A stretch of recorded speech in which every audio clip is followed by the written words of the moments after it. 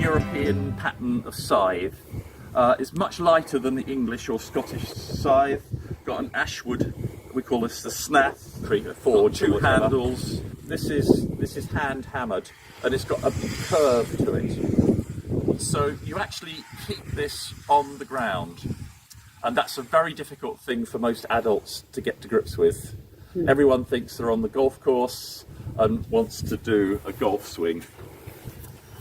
Not I don't play golf, but no, that's not it. On the ground. You automatically think you're going to damage the blade. Yeah, you do sometimes on very stony ground, but because of that curve, it's curved in that. It's curved in a little bit in that direction, but it's also curved a bit in that direction. So when it's properly set up, this sort of bottom curvature here should rest on the ground, and the sharp blade should be maybe about 1/4 inch, 5 millimeters or so above the ground. So you keep the scythe on the ground. So that's the cutting stroke, and that's the return stroke. So that's the first thing really. We call the strip of metal along the back, we call that the rib. It sort of strengthens and gives rigidity to the blade. The blade is, I'm not quite sure how thick they are, 2 millimeters maybe, something like that, and they taper down to absolutely nothing at the edge. So obviously this is the sharp bit, and they have to be sharp to cut grass. So the risky bits are really sharpening or handling the blade in any way, changing the blade over, which we won't do today. We shouldn't need to do that. You need to, the blade is held on the scythe with this metal clamp, which has got 2 grub screws, which we have Allen keys to tighten. I think they're in that plastic bag. So I did check them all last night. They are all tight. So that's basically the anatomy of the scythe. You get different sorts of blades. You'll notice that this one's got a reinforced tip.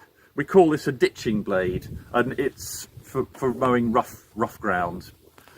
You can get slightly flatter blades without this, which are for mowing lawns. We don't actually have one of those, but we've got another sort of blade. I saw, is it Alex's scythe?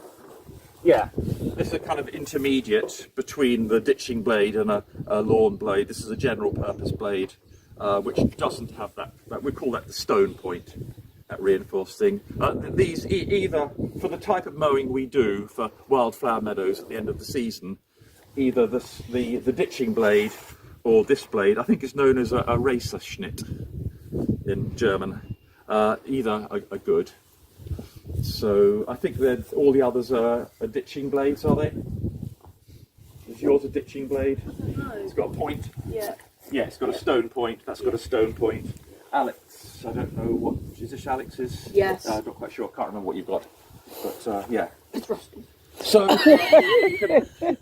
there are different blades for different techniques. You know, if you're going to be mowing, it was last night. If you've got really flat, rolled meadow and very lush grass, and you're doing hay in say June or July. I'm not quite sure what your hay season is up here. We don't either. Well, nobody makes hay now, do It they? varies.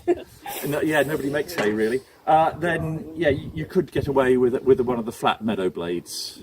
But I think for most of our wildlife purposes, conservation purposes, we use these. And in terms of length, I've got one of my scythes at home. I think this is a 65 centimetre blade, which is fairly good, but the meadow blades can be much longer, up to 90 centimetres. Or you can get shorter ones. I've got a 50 centimetre blade that I use for trimming paths or around trees.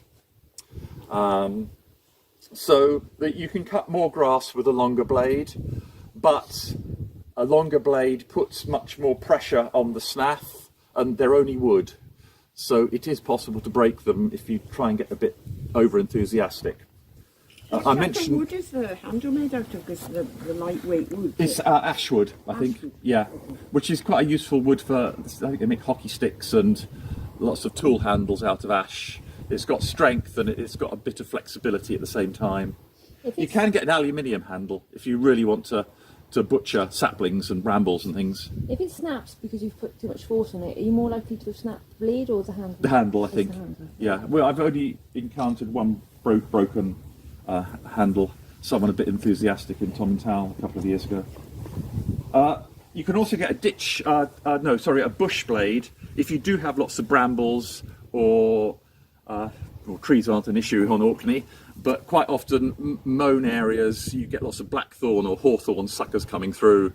Don't cut them with one of these. You can get a much heavier bush blade, which is only about 40 or 50 centimetres long. That's quite handy. I do have a bush blade at home.